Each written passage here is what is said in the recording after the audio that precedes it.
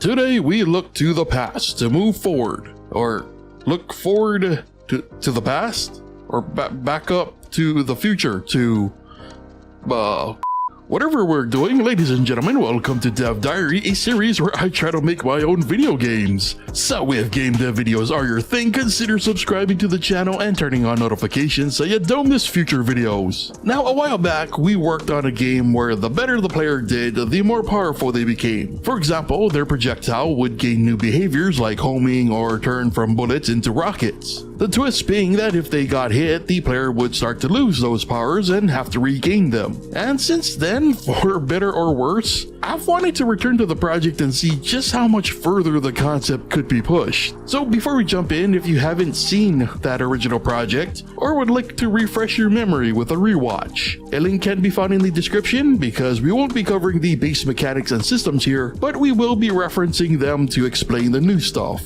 Let's start with the level system. The original code was completely scrapped and replaced with a stats system. And the stats cover a whole host of features: movement, speed, max health, weapon fire rate, projectile amount, projectile speed, and projectile behaviors such as bouncing, homing, and explosives. The original level up function was also scrapped and replaced with an entirely new system that works with our new stats. And so now when the player levels up, a random stat is chosen. If it's a projectile behavior, that stat is removed or disabled. But if it's a player stat like max HP for example, said stat will be reduced by a certain amount. And unexpectedly, this change also meant that the entire projectile behavior code had to be rewritten as well. To implement our new system, projectiles now had to inherit features based on the player's stats. So, for example, when a projectile is destroyed, if the explosive stat is active, it'll create an explosion, and if not, it just behaves like a regular bullet would and is deactivated. Pretty simple cause and effect. Kinda like if you enjoy the content, supporting me on Patreon is the best way to help me keep making it, and doing so can get you access to exclusive content and downloads, and even early access to the weekly Dev Diary videos before they're released on YouTube. The final major change made to the original project was the enemy pathing. There's nothing too obvious, but collisions among other enemies has been improved, and more importantly, their behaviors around walls. Basically just various tweaks and modifications to the original code, using techniques that I've learned since the last time that this project was worked on. Now, something completely new to the project is, well,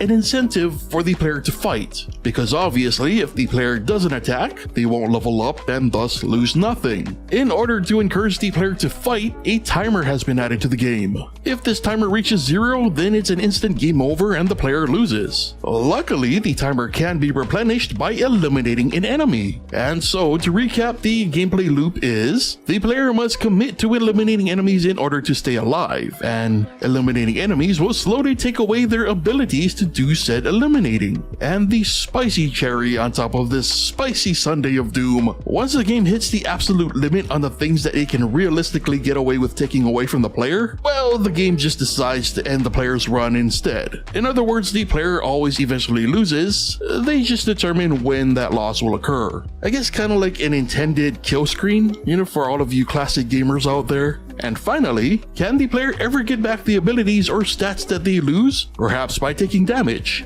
Kind of like an inverse of the last time? No. Once it's gone until the end of the run. Now, I'll be honest, this idea took a while to gestate. It's a simple concept, but just so very cruel in its execution, which is kind of personally the hard part to figure out. Luckily, or unluckily maybe, a lot has happened in the last 6+ months to draw inspiration from. But what do you think? I mean, short of going meta and like removing visuals or something, what else could possibly be added to make this experience even worse? Or do you even think that this is bad? Like, would having the game give up and simply end your run because you've outlived its cruelty like be a badge of honor? Let me know your thoughts in the comments. And if you enjoyed today's video, be sure to leave a like. But with that said, brings us to the end of today's Dev Diary, so thank you so much for watching, and I'll see you next time.